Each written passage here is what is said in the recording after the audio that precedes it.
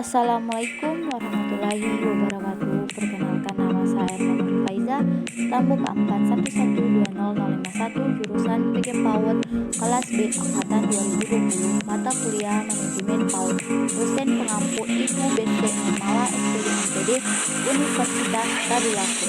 Saya akan menjelaskan proses pembukaan TK Asisia Muhammadiyah mengambil peran mengosongkan satu ruangan kelas SD Muhammadiyah Satu Jalan Ahmad Dahlan untuk ditempati murid TK Asisia Irma Suryani belajar sambil bermain dan bermain sambil belajar di bawah asuhan Andi Putela Masdudu Sekretaris Panitia Pendiri Melengkap Guru dengan tugas tambahan Kepala TK Asisia Wilayah Sulawesi Tengah.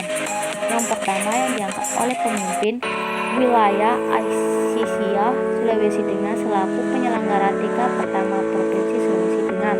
Pada tahun 1966 terjadi perubahan nama yang semula TK Asisia Irma Suryani berganti nama menjadi TK Asisia. Adapun terkait pengelolaan di TK Asisia yaitu pertama, pengelolaan sumber daya manusia bersumber dari orang tua, wali murid, dan operator sekolah mencatat berapa murid baru dan membentuk suatu rapat dengan orang tua wali murid bagaimana untuk pengolahannya.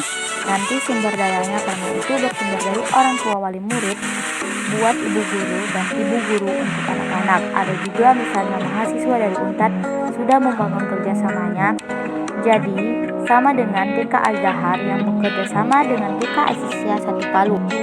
Pengelolaan sarana dan prasarana membutuhkan lahan untuk membangun jika tidak ada mempunyai maka sulit mendapatkan gedung untuk pembelajaran anak ini. Salah satunya harus memiliki bukti surat sarana. Jika lahan sudah ada, otomatis gedung akan mengikut. Alat penanya untuk menunjang proses pembelajaran dan menarik minat anak untuk bermain di dalam maupun di luar. Karena PAUD wajib memiliki permainan sebab mereka belajar sambil bermain. Guru juga harus mempunyai alat peraga dan media pembelajaran buat anak tertarik. Ketiga, pengelolaan administrasi. Administrasi ini menuntun dalam kelas maupun luar kelas dan kantor. Untuk administrasi kantor harus menawar RPPM atau program tahun, program semester. Terus pembuatan RPPH serta membuat jadwal tatap muka untuk guru, berapa kali pertemuan dan anak-anak itu khusus untuk dalam kelas administrasi. Kalau untuk administrasi untuk dalam kantor itu banyak membuat notulen, rapat menilai kinerja guru dalam mengayomi anak-anak serta membuat formulir untuk penerimaan murid baru dan mengecek berapa murid laki-laki dan berapa murid perempuan.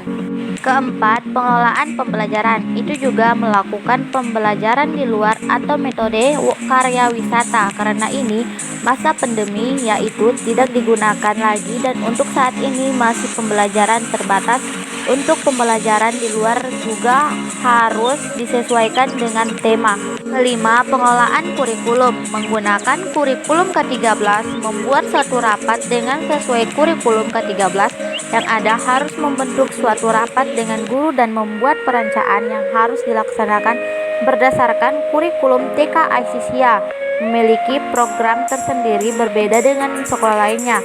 Karena ini khusus pembelajaran menuntun pada agama, karakter anaknya dengan nilai moralnya yang diutamakan. Karena ini khusus bahkan menuntun TK Asisia memiliki acuan juga dari pusat Muhammadiyah Asisia, jadi tidak berdiri sendiri dengan melihat kurikulum yang ada juga serta disesuaikan dengan sekolah yang ada dan jangan mengikuti sekolah lain.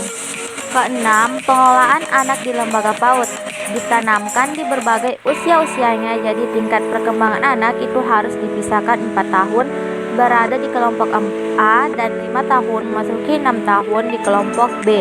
Persiapan ke jenjang sekolah dasar, kemudian pihak TK harus mengetahui data-data dari semua murid agar dapat mengetahui secara detail. Ketujuh, pengelolaan pengawasan atau supervisi PAUD. Untuk di sekolah yang disupervisi kepala sekolah langsung masalah pembuatan RPPM, RPPH dan menjaga guru mengajar dalam kelas bagaimana terkait dan metode yang digunakan dalam pembelajaran di kelas. Setelah ibu guru yang direvisi Dalam setiap kelas, supervisi dilaksanakan 3 bulan sekali. Setelah selesai supervisi kelas, kepala sekolahnya lagi disupervisi oleh pengawas, ditanyakan keadaan sekolah seperti kebersihan sekolah itu yang utama atau yang lain, proses pembelajaran serta yang direvisi kepala sekolah oleh pengawas manajemen yang ada dalam sekolah, bagaimana dalam keadaan guru mengajar, apakah dalam 1 bulan 100%. Jika kepala sekolah disupervisi mengenai administrasi, maka harus memiliki catatan lengkap seperti program kerjanya, kalender pendidikan harus ada di TK Asisia, memiliki 3 kalender pendidikan, yaitu pertama dinas, 2 TK Asisia Pusat, 3 TK Asisia 1.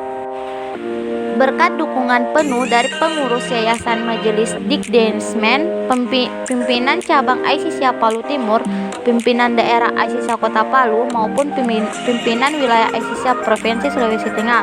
Sejak tahun 2008, oleh pimpinan wilayah Asisia Sulawesi Tengah, PAUD Asisia 1 ditetapkan sebagai PAUD percontohan Asisia Sulawesi Tengah sampai saat ini, yang selalu memberikan bimbingan dan bantuan baik moral maupun material, sehingga TK Asisia Bustanul Atfal 1 ini sampai sekarang telah memberikan eksistensinya di dalam peningkatan mutu bagi pendidikan anak usia dini.